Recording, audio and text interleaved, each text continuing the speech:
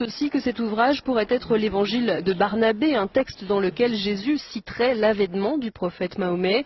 Quoi qu'il en soit, le manuscrit a été placé sous haute protection. Il serait estimé à plus de 17 millions d'euros. Cette Bible soutient que Jésus n'a pas été crucifié, le Vatican est sidéré.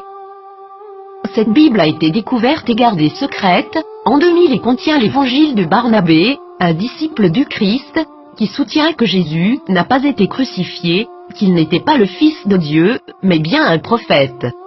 Cette Bible soutient aussi que l'apôtre Paul est appelé l'imposteur, que Jésus a fait son ascension tout en restant vivant et que c'est Judas Iscariote qui a été crucifié à sa place. Authenticité selon les rapports, les experts et les autorités religieuses, à Téhéran, insistent sur le fait que le livre est un original. Il est écrit avec des lettres dorées, sur du cuir relié et il est écrit dans la langue araméenne, qui était la langue parlée par Jésus. Le texte principal maintient une vision similaire à celle de l'islam, contredisant les enseignements du Nouveau Testament de la chrétienté. Jésus a aussi prédit la venue du prophète Mahomet, qui a fondé l'islam, 700 ans plus tard. Plusieurs croient que, durant le concile de Nicée, l'Église catholique a choisi la forme qu'aurait la Bible, omettant l'évangile de Barnabé, parmi d'autres, et favorisant les 4 évangiles que nous connaissons aujourd'hui.